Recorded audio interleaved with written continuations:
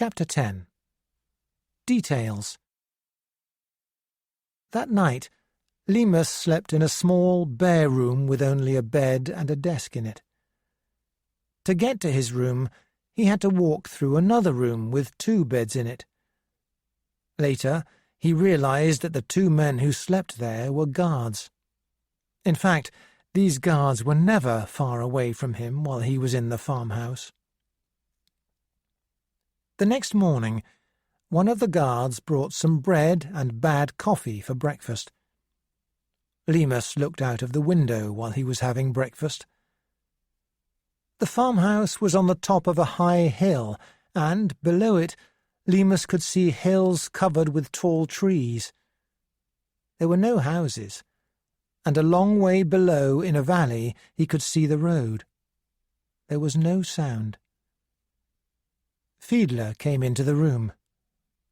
"Good morning," he said with a smile. "Finish your breakfast, and then we will talk."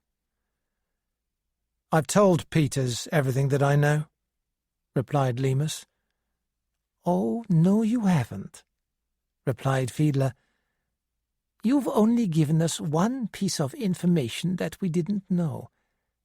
I'm talking about Rolling Stone, of course, and I'm sure that you can tell us more." He took Leamas outside, and they went for a walk down the road into the valley, and then along a path through the forest. Fiedler asked lots of questions. He asked about the building in Cambridge Circus in London, and about the people who worked there. He asked about their families and where they lived. Most of all, he wanted to know about why they worked for the circus. "What do they believe in? What is their philosophy?" he asked. "I don't know," said Leamas. "They don't believe in anything. They're just people." "What makes them do these jobs, then?" asked Fiedler. He sounded confused. "I don't know," said Leamas. Then he added, "I suppose they don't like communists." "I see," said Fiedler. "We kill people because we believe in something. It must be harder to kill people if you don't have a philosophy that you believe in." "I don't know," replied Leamas, "and I don't care." He suddenly sounded tired. They stopped while Fiedler gave Leamas a cigarette and lit it for him. About an hour after they had left the farmhouse, they reached the top of a hill. Looking back, Leamas could see the farmhouse across the valley. He was enjoying the walk. "We'll sit down for a moment," said Fiedler, "and then we must go back. Tell me more about Rolling Stone. Large amounts of money were deposited in banks in Copenhagen and Helsinki. What did you think they were for?" "I told Peters," replied Leamas. "They were payments to an agent, probably behind the Iron Curtain." "Why did you think so?" "Well, they were very big payments, and it was very difficult to make them," replied Leamas. "And, of course, control was involved, too." "What do you think that the agent did with the money?" asked Fiedler. "I don't know," said Leamas. "I don't even know if the money was collected. I just went to Denmark and Finland and deposited the money in the banks, and then I came back." "What names did you use, and when did you go to each country?" asked Fiedler. "In Copenhagen I was Robert Lang, and in Helsinki I was Stephen Bennett." "And when did you go to each country?" asked Fiedler. "I went to Denmark on the 15th of June of this year, and to Finland on the 24th of September," replied Leamas. "Did the banks ever write to you?" "I don't know," "If they did, the letters went to control, I suppose," replied Leamas. "You didn't know much," said Fiedler. "So it is possible that the Rolling Stone payments were to a double agent in the GDR?" "No," said Leamas. "I told Peters that's impossible. I was in charge, and I knew about all the agents in East Berlin." Fiedler did not reply. Instead, he went on, "You could help us to find out whether anyone withdrew any of the money from those banks. You could write a letter to each of the banks and ask for a current statement. We could send the letters from an address in Switzerland." "How would that help you?" asked Leamas. "If the money was withdrawn, we will know the date when the agent was there. That might be useful," said Fiedler. "You're dreaming, Fiedler," replied Leamas. "You'll never find the person who the payments were for. You don't even know if he's an East German." Fiedler looked out over the valley for a few moments before he spoke again. "We know that Rolling Stone was an operation against us," he said. Leamas realized that Control's plan was working. Fiedler believed in Rolling Stone. "All right," he said. "I'll send the letters." Chapter 11. 2 Letters. Leamas was still in bed the next morning when Fiedler brought the letters for him to sign. They each came from a different hotel in Switzerland. Leamas read the first letter. "To the manager, Royal Scandinavian Bank, Copenhagen. Dear Sir, I have been travelling for a few weeks and have not received any post from England. For this reason, I have not received your reply to my letter of 3rd of March asking for a current statement of my joint account with Herr Karlsdorf. I don't want any more delay, so please could you send a statement to me at this address, 13 Avenue des Colombes, Paris 12, France. I am sorry for this confusion. Yours faithfully, Robert Lang." "I didn't send them a letter on the 3rd of March," Leamas said. "No, you didn't," replied Fiedler. "But if the bank thinks that you did, they will be worried and will reply quickly." The second letter was the same as the first one, except for the names. Leamas signed the names on both letters. Fiedler thanked him and told him that someone would post the letters in Switzerland the next day. He expected to hear from his colleagues in Paris about the replies in about a week. "So we can go for walks and drive around the hills," said Fiedler. "And you can tell me more details about the circus." There were many more walks that week. Both men were relaxed, and Leamas talked a lot about his job and the circus. In the evenings, they ate together and talked in front of a fire. The two men began to like each other, and almost to trust each other, although Fiedler did not understand why Leamas had wanted to defect. Fiedler told Leamas that he had only been to England once when he was a child. "But," Fiedler said, "Munt worked there. Did you know that he worked in London?" "Oh, yes," replied Leamas. "He killed 2 people while he was there, and he nearly killed my colleague George Smiley, too." "It was amazing that Munt managed to escape, wasn't it?" said Fiedler. "I heard that they didn't really want to catch him," replied Leamas.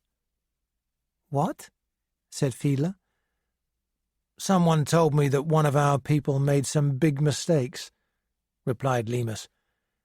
It was better to let Munt escape than to let too many people find out about them.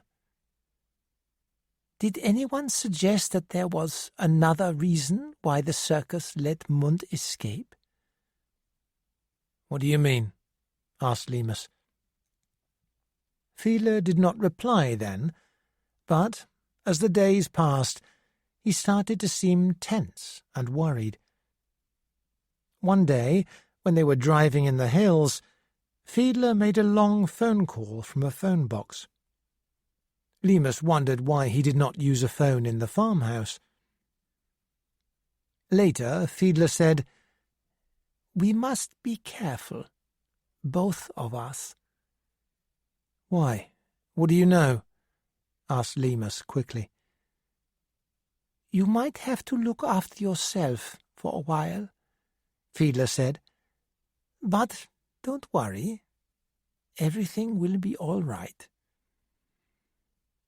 He held Leamas's arm tightly and continued speaking. "Munt has never done an interrogation before. I've always done them. Munt likes to kill people, not talk to them, and I've often wondered why." His hand held Leamas's arm more tightly. "I've thought about it, Leamas. I think he killed British agents who might know too much about him. I think Munt is a double agent, working for the circus." "You're crazy," said Leamas angrily. "It's not true. I was in charge in Berlin. The circus couldn't have an agent who I didn't know about. Not an agent who was the head of operations for the East German Secret Service." "That phone call," said Fiedler, "was about the reply to your letter to the bank in Copenhagen. Someone withdrew all the money from the account a week after you deposited it. It happened when Munt was on a visit to Copenhagen." In London, Liz had received a letter too. It came from the organisers of the Communist Party in Britain. "Dear Comrade, we have had an invitation from the party in the German Democratic Republic for some of our members to visit party branches there. There are going to be visits for members of the Bayswater branch to the Neuenhagen branch in Leipzig. We asked for names of people who might be interested, and your name was given to us. We are sure that you are the right comrade for this job.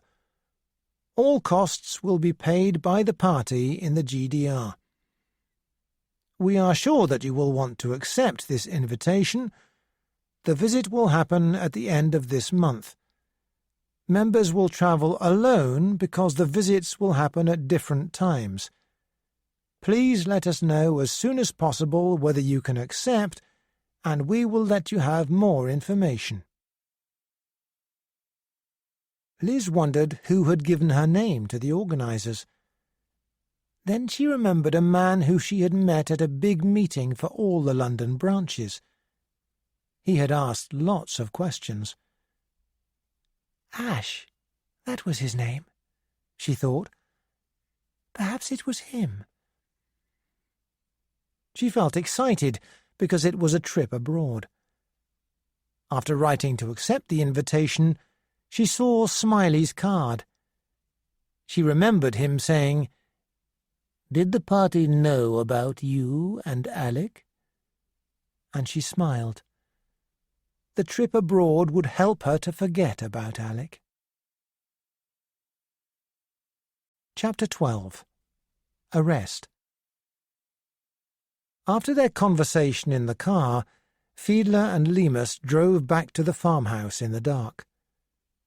Fiedler parked the car at the side of the house, and as they walked towards it, they saw 3 men standing near the front door.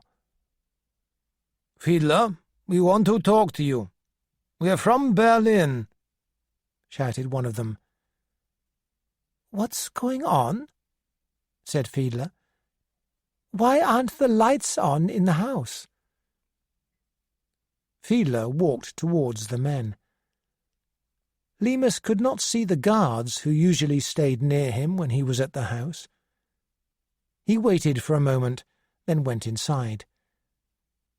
He could not switch the lights on because they were controlled from a central point by an unseen hand. Slowly and carefully, he walked in the darkness towards his bedroom. He walked into the guard's bedroom and realized that they were not there either. And then, suddenly, the door behind him closed. The room was completely dark. He smelled cigarette smoke from his own bedroom. Then he heard the key turn in the lock of the door behind him, and he knew that he could not escape. Leamas remembered his training. He walked towards a chair that he knew was in a corner of the room and kicked it into the centre of the room. The people in the room knew that he was there, so he did not need to be quiet. Counting his footsteps, he moved back from the chair and stood in one corner. He knew where the chair was, but they did not. "Why don't you come in, then?" he said in German. "I'm here in the corner. Come and get me." There was no sound from the other room. "Come on, then," shouted Leamas. "Are you scared?" At last he heard one person moving forwards out of his bedroom, then another one. He heard the first one walk into the chair and cry out in pain. This was what he was waiting for. He moved forward, holding his left arm out in front of him until he touched an arm. He hit it gently twice, and a voice very close to him whispered, "Hans, is that you?" "Be quiet," whispered Leamas. At the same time, he reached out, got hold of the man's hair, and pulled his head forward. He hit him hard on the back of his neck, then pulled him up again and hit the front of his neck. The man fell heavily to the floor and did not move. Then, suddenly, the lights came on, and the door behind Leamas opened, making Leamas turn round quickly. Something hit him on the back of his head, and he fell to the floor. When Leamas woke, he was cold, and he could feel blood on his face. He was lying on a stone floor, and when he tried to move, terrible pain went through his body. His hands and feet were held together behind his back by a chain. Above him there was a bright light, and he was in a white, empty room. He lay on the floor in pain for hours. At last, the door opened, and Munt came in, followed by 2 guards. Leamas looked at Munt and remembered George Smiley telling him about Munt's frightening eyes. The 2 guards untied his arms and legs. He tried to stand, but they kicked him, so he fell down again. Then they pulled him along a corridor to a small room with a desk and 2 armchairs. Munt sat at the desk, and the guards put Leamas in an armchair, where he sat with his eyes closed. "Give me a drink," whispered Leamas. Munt gave him a glass of water from a bottle on his desk. "Bring him something to eat," he said to the guards. They quickly brought a cup of soup and some pieces of sausage.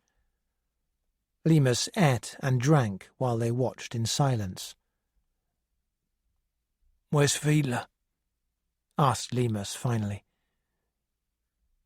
"He's been arrested," replied Munt. "What for?" asked Leamas. "He's working for the enemies of the GDR," Munt said. "I see," said Leamas. "You think Fiedler is working for the British Secret Service and that I'm here to help him.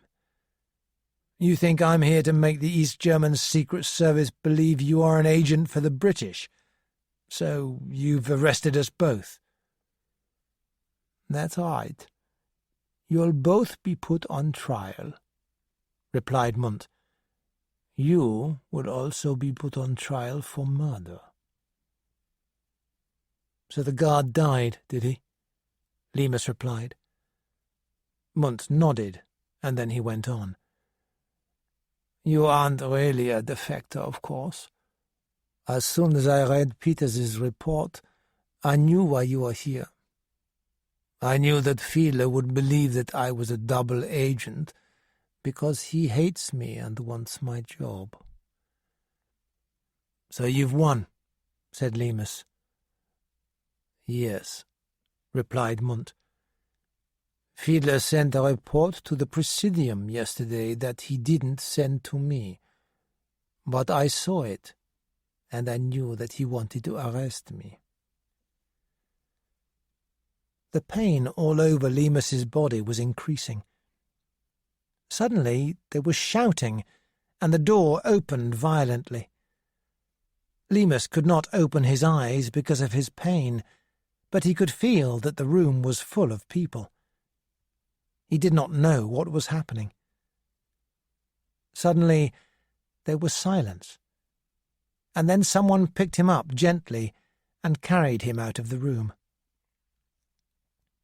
When he woke again, he was in a hospital bed, and standing beside it was Fiedler. Chapter 13. Branch Meeting. Leamas looked around the quiet hospital room, and then at Fiedler, who was calmly smoking a cigarette. "How do you feel?" asked Fiedler. "Awful," replied Leamas. "They beat me up, you know." "Yes," said Fiedler. "And you killed the guard." "I guessed that I had," said Leamas. "But I had to protect myself. What happened to you?" "Oh, Munt's men beat me up too," replied Fiedler. "And he interrogated me as well, but I knew that he would lose." "Why?" asked Leamas. "I had collected evidence against him," he replied.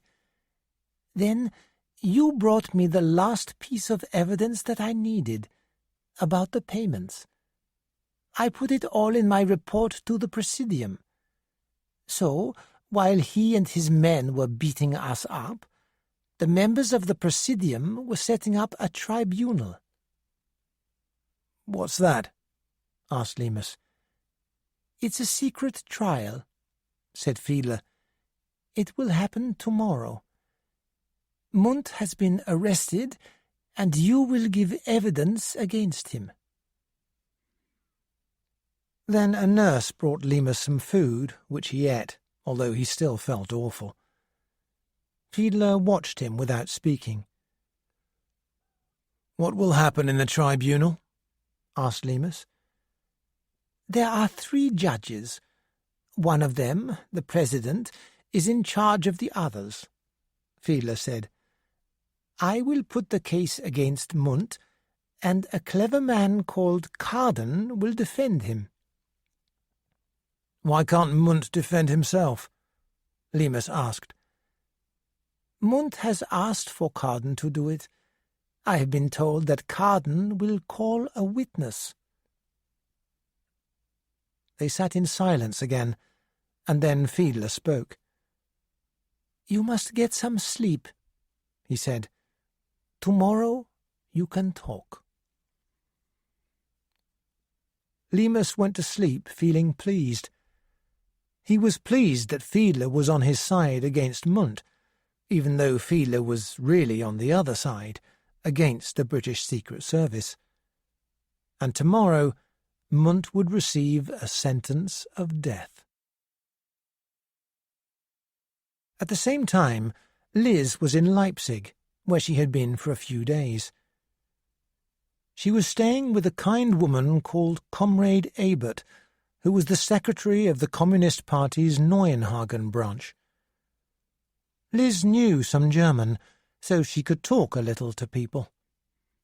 She helped with work, giving books to people about the party and visiting members who had not been to meetings recently.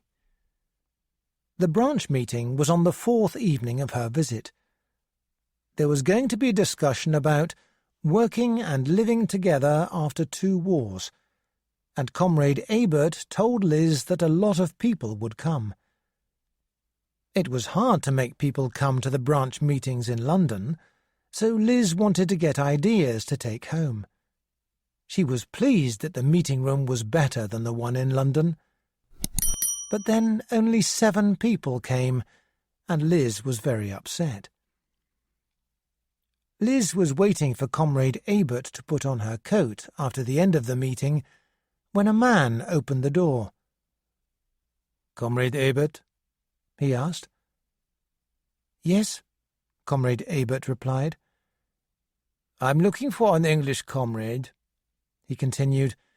"She is staying with you, Comrade Gold?" "I'm Elizabeth Gold," said Liz. "My name is Holton. I'm from the party," he said. He showed some papers to Comrade Ebert, who looked at them and nodded. Then she looked at Liz a bit nervously. "I have a message for Comrade Gold," Holton said. "You are invited to a special meeting of the Presidium." "Oh," said Liz, wondering how the Presidium knew about her. "We must leave tonight," he said. "We have a long way to go, to Görlitz." "Where's that?" asked Liz. "It's to the east, near Poland," replied Comrade Ebert. Liz felt confused. She was pleased that the party thought she was important enough to invite to a special meeting, but she was also surprised. She wondered why they were going to travel so far to the east, but she did not feel she could ask any questions. Holton said, "We can collect your things, and then we can continue the journey immediately." Liz realized that she had to do what he said. She followed Holton to a black car with a flag on the front. As soon as she and Holton got in, the driver started the engine and drove away. Chapter 14. The Tribunal. The courtroom was painted white and was about the same size as a school classroom. At one end, guards and members of the Presidium sat on wooden benches. At the other end, Leamas could see the 3 judges, 2 men and a woman, sitting at a big table. In front of the table, there were 2 men sitting on wooden chairs opposite each other. There was a man in a dark suit who was about 60 years old. This must be Carden, thought Leamas. The other man was Fiedler. Leamas sat at the back of the room with a guard on each side of him. He could see Munt sitting on a bench a few rows in front of him, with policemen all round him. Suddenly, the middle one of the 3 tribunal members stood up. She was a small woman in her 50s, with short dark hair. She nodded at a guard to close the door and began to speak. "I am the president of this tribunal. You all know why we are here. This is a tribunal that the Presidium has asked for, and you must remember that what happens here is secret." Then she pointed at Fiedler. "Comrade Fiedler, you can begin." Fiedler stood up, took some papers from a small bag, and began to speak. Leamas thought he talked well. He sounded both serious and confident. The case against Comrade Munt is that he is an agent working for the British Secret Service who has given them information, said Fiedler. Also, he has received large payments from the British Secret Service for that information. There is no worse crime than this one, and his sentence has to be a death sentence. Comrade Munt is 42 years old and is head of operations for the Secret Service of the GDR. He was recruited when he was 28 and for many years did special work in Scandinavia, in Norway, Sweden and Finland, so he was able to travel easily to this part of the world. He was good at his job, recruiting agents who worked for us in the West. But he became greedy for money, and this is why he has betrayed his country and his people. We have caught him because of his greed for large amounts of money. Fiedler now looked down at his papers. At the end of 1956, Munt was sent to London to work, he said. But at the end of his time there, in the early 1960s, there were problems, and 2 people died. The British wanted to arrest Munt. Then he disappeared for 2 days.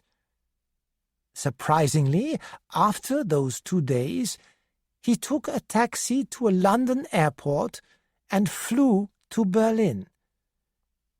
The British police were searching for him, but he was able to leave the country easily because the British Secret Service had recruited him. I believe that they had told him that they would send him to prison for many years, or he could work as an agent for them. If he worked for them, he could return to his country and receive large payments for the information that he gave them. Fiedler paused and looked round the room, then continued. We received information some time ago about the large amount of special knowledge that the British Secret Service had about the GDR. I cannot tell you where that information came from, but it made us believe that someone in our Secret Service was giving it to them. It had to be someone with an important job, but we were not sure who it was. I wondered if it was Munt, but it seemed amazing that our own head of operations could do this. But then the final evidence was brought to us. He turned to the back of the room. "Bring Leamas forward," he said. The guards on either side of Leamas stood up and led him forward. They made him stand in front of the table between Fiedler and Carden. The president spoke to him. "What is your name?" she asked. "Alec Leamas." "What is your age?" she continued. 50. "What is your job?" "I work in a library," replied Leamas. This reply made Fiedler angry. "You worked for the British Secret Service, didn't you?" he said. "Yes, that's right," said Leamas. "You can see from my report," Fiedler went on, speaking to everyone in the room, "that Leamas is a defector from the British Secret Service. But you will hear suggestions that he is not a defector at all. Herr Carden will defend Munt by saying that Leamas was sent by the British Secret Service to make us think that Munt is a traitor. But this is not true. We found Leamas, persuaded him to defect, and brought him to the GDR. Leamas was in charge of the East German agents for the British in Berlin, and he does not believe that Munt is a double agent. But he has given us evidence that helps us to prove that Munt is a traitor. Leamas remembered Control's words again. Give them your information, and let them work out what to think. He had done this to Fiedler. Then Fiedler spoke to Leamas. The tribunal has read all the reports of your interrogation, he said, but I want you to tell them yourself about the operation called Rolling Stone. He turned to the judges. You have copies of the letters that I will mention, he said.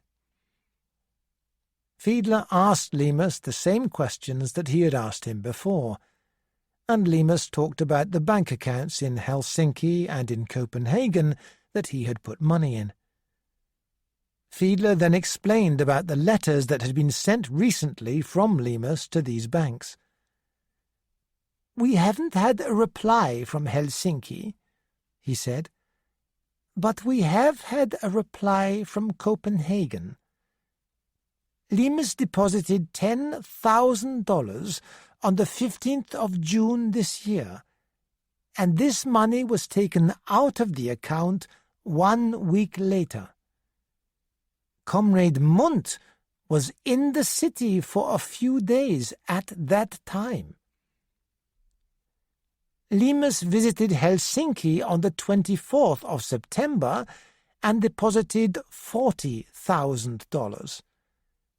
Comrade Munt was in the city for a few days at that time. There was silence.